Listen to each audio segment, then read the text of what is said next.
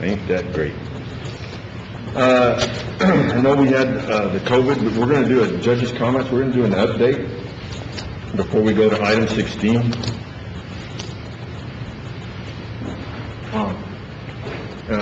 Turn that mic on, if you don't mind. Liz?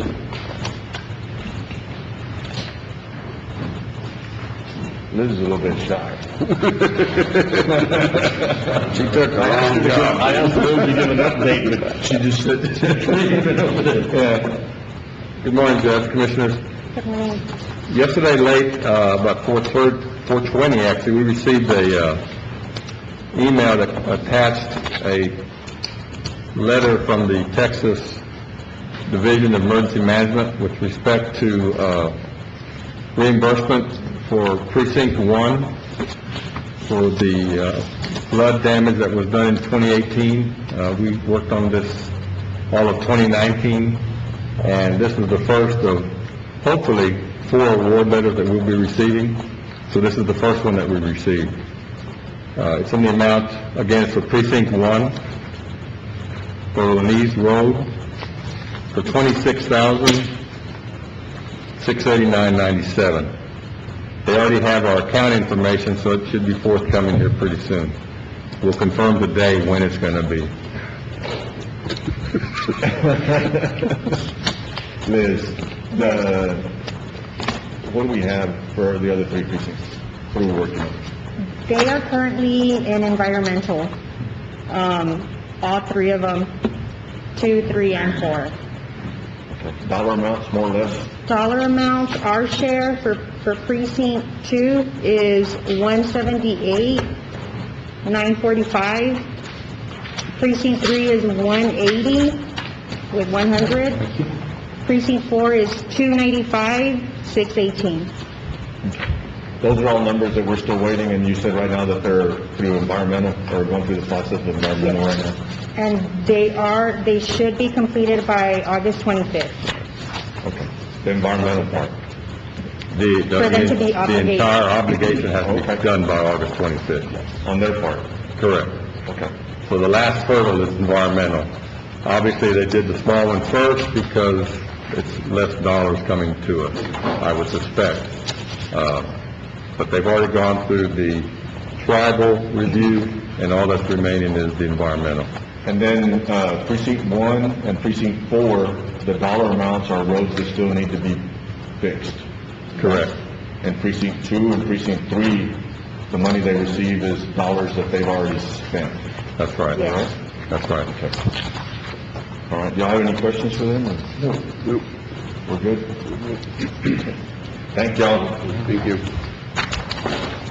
We're going to go back to item 16, discussion on matters relating to COVID-19. Matt, I think Carl had sent us, and then you had looked up, I think our part for the state money was like a little over 700. Is that right? The funds for yesterday? Yeah. Correct. It was like a little over 700,000 at the city's part. The 724,000. city's part. And something. Yeah. City, The city's part was a little over like 1.9. it was over 1.9, correct. Yeah, okay. That's for reimbursement up to that dollar amount. I think the first 20%, we should receive a check as soon as we can prove that up. We should, as soon as we apply. It's a little 3-page application. The majority of it is already pre-typed. It's really just sign and deliver. Okay. You said the city was, 1.9, and the county is, 700. how is that possible? Because they do it per capita or per person outside the city limits, inside the city limits. But we did everything.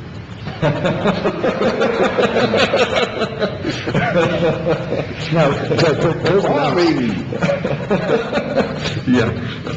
Yeah, we'll go over some numbers here in a minute. I like that, that's cool.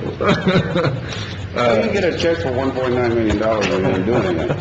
no, they're not going to get, the first 20, it has to be reimbursable, but the first 20%, it will be paid out, but you have to have those expenses. After that, it'll go on a reimbursement basis. So you're gonna get 20% of $1.9 million, no matter what? Well, you have to have the expenses, Okay. but you won't have to substantiate the expenses first.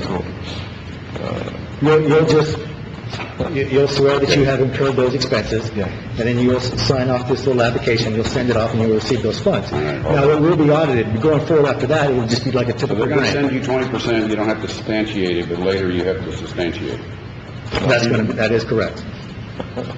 For the 20%. Now, if you want to get the additional 80, it would just be like a typical reimbursement grant. You'll have to incur the expenses, then you validate those expenses when they come And is in. there a list No. of what is going to qualify as?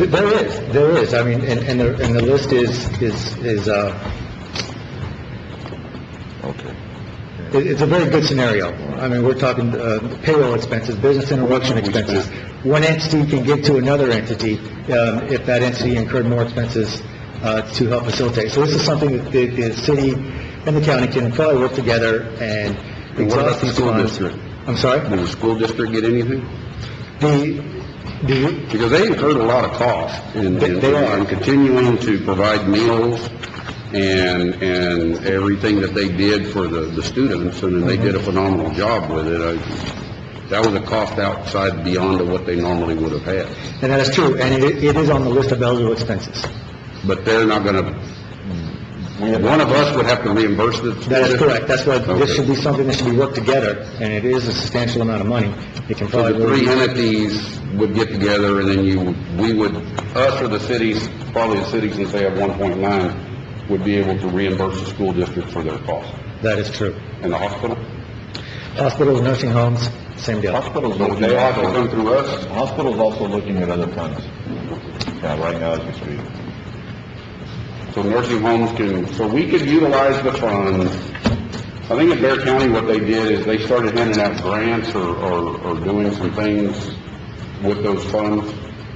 They'd even talked about maybe some of the businesses that were, that had shut down, depending on how you're doing on money already, looking at some of That's what I'm saying, if the that. city's gonna get $1.9 million, that would be an opportunity to reinvest back into the community if they can prove the Correct. expenditure. It's nothing that has to happen immediately. We do have until December 30th to come up with a plan to exhaust these funds, but the funds are So we available. would require us, them, and the school, and everybody to get in the room. Yeah, and this happened, yesterday. This happened yesterday. Because I know in Bear County, they're doing some kind of, deal to help small businesses, but I don't know. And that's what we talked about, even with the tax dollars, is to figure out what can be reimbursed. Mhm. And then maybe the businesses that had shut down, help them, try to get over it either with tax dollars or something, and then if it's reimbursed, use this money to pay us back. But of course, and our payroll costs alone for the leave pay, the COVID overtime, this regular COVID, we're at $351,000, just on those costs alone. Do we have a total number, Judge? No, not yet. The other one, I'm purchasing out of the 200 some odd thousand, I think we're over 120 some odd thousand. Yeah, on that, we're roughly about 112 in activity, 35 in encumbrances. We do have 52 remaining. So we take that 150 plus the 350, we're at 500. So we're close to our limit already, and we don't have until December 30th. And just one member out of five here, the payroll, I mean, we were already gonna pay it. Pardon? The payroll, we were already gonna pay. That is correct. Yeah, the overtime is only The extra. overtime is what I would like to get, for sure, get reimbursed on. Okay. And then if there's funds left over, like what we had talked about yesterday, bring it to the court to check and see if they want to help with small businesses or with the hospital or with the school. Because the payroll, those dollar amounts we were going to pay. I think between us and the city, we need to do something to try to help these businesses that were not able to function, that had to close down. I mean, doesn't mean we're gonna, give them all the money they lost, but we do need to assist. Well, If possible. even if we were to do a percentage of what they would pay in taxes, Yeah. work it off that, I think that would be a good idea. Just that way they're not burdened by having to still pay their taxes. And then that's, before everybody runs out and starts calling that they want their taxes paid, that's a discussion that we still have to have with the city to check and see which way they're gonna run. It's one of those deals, we need to make sure that our funds are covered, whatever we spent, and then come up with a number, whatever that number is, it's gonna be left over. Visit with the school, visit with the hospital, to help them, and then whatever's left over out of all that, we need to go back out and, like you said, reinvest it back into the community. All right. What do you think, Matt? That sounds good. I mean, this is a really good chance to do something that we were unexpected. Yeah, I'm between so both of us, flabbergasted by the amount that came with across. $2.5 million that we could, between both entities, that, We can help a lot of small businesses survive this thing.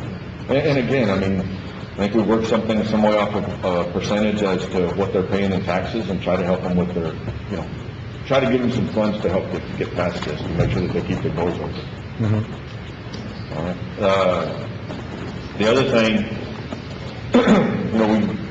we have, I think still over 5,000 flat masks, and I think about 1,400, 1,500 N95s, gallons. I think we're still sitting like at 1,000 something, right, about 1,300, get them.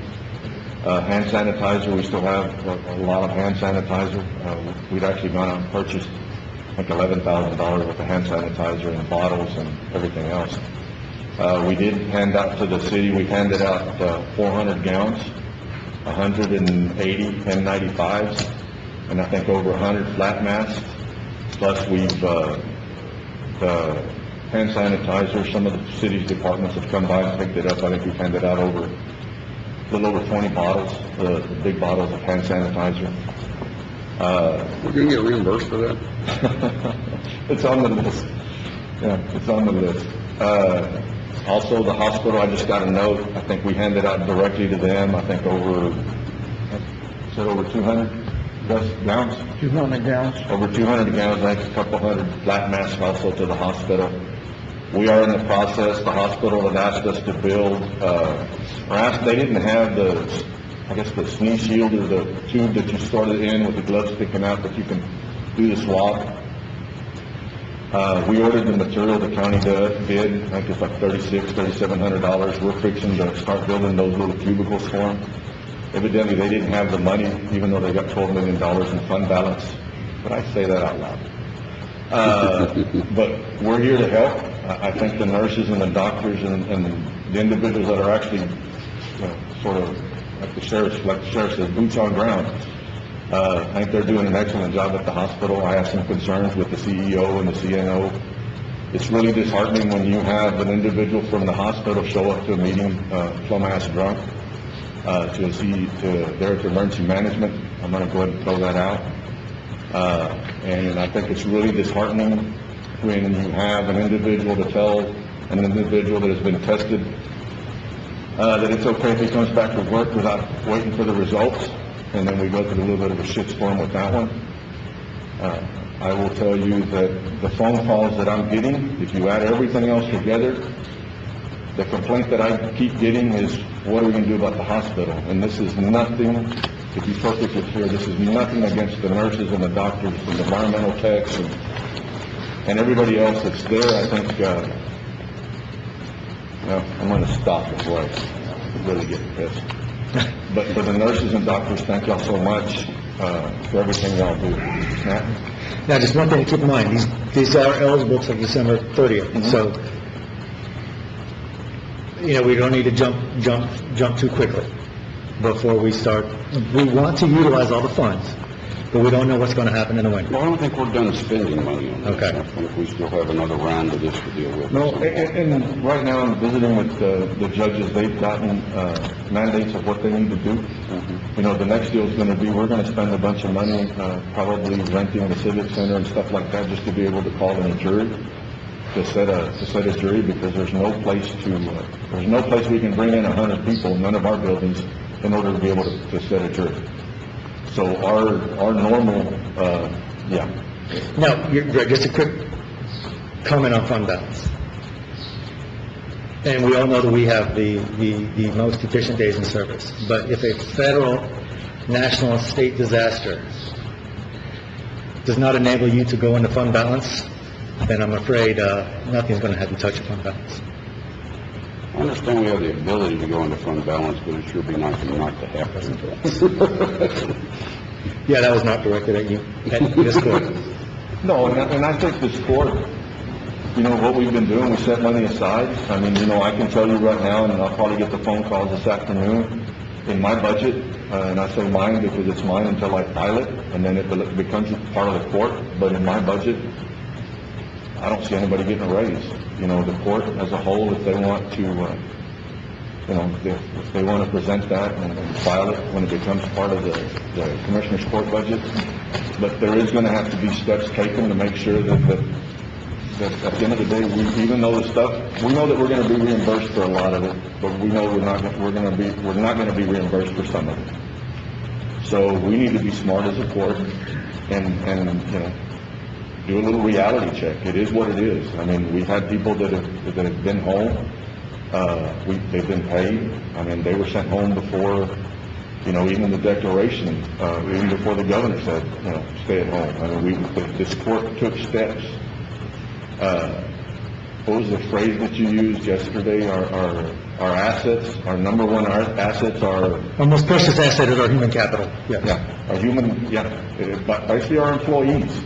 Okay. You know, so bottom line is, I mean, I think we've taken steps, this court has taken steps to take care of them.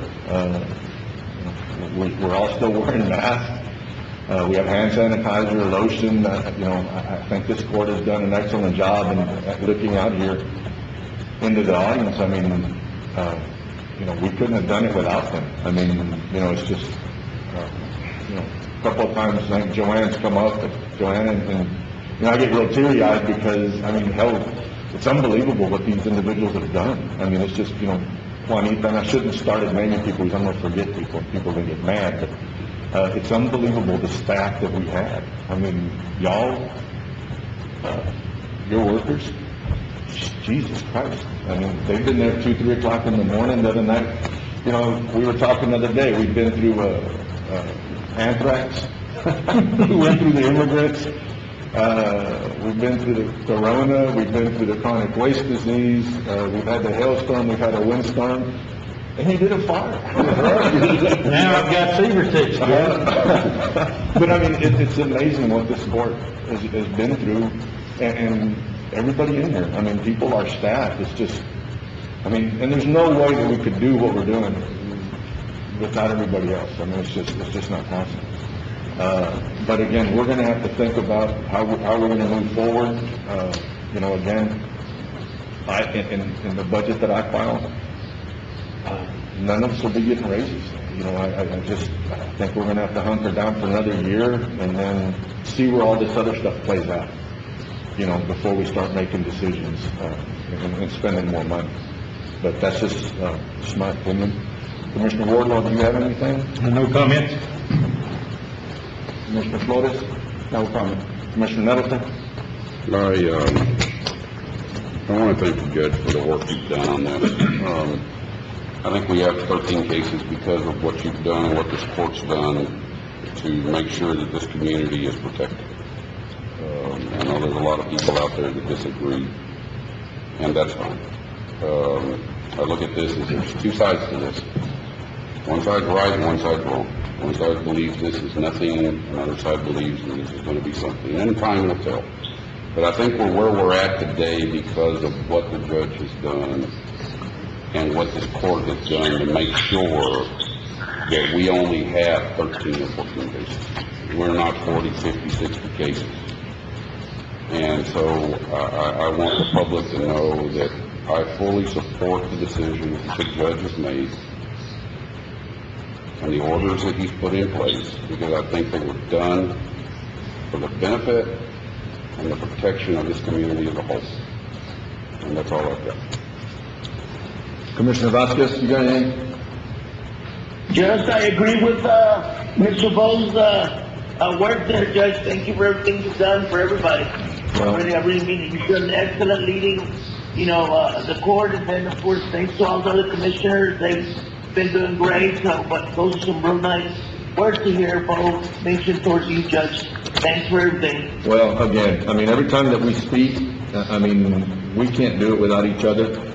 You know, we had some conversations a little while ago in the executive session about some other matters, and again, it's a team effort. And I will tell y'all, you know, staff, Jesus Christ, I mean, we had the hailstorm, and on Wednesday, we're trying to get windows fixed. And, I mean, on Wednesday, on Sunday, and then on Sunday, we're already visiting with TAC. I mean, get a text message, and, you know, Juanita, and you know, our counsel, I mean, Ana, I mean, she tries to keep me out of trouble as much as possible, and it's difficult. It's a difficult task. I mean, especially with the mouth that I have, but I want to thank her, and the citizens of Valverde County. Thank y'all. I mean, for the majority, y'all have been wearing a mask. Y'all are trying to do what you believe is right, and wearing a mask.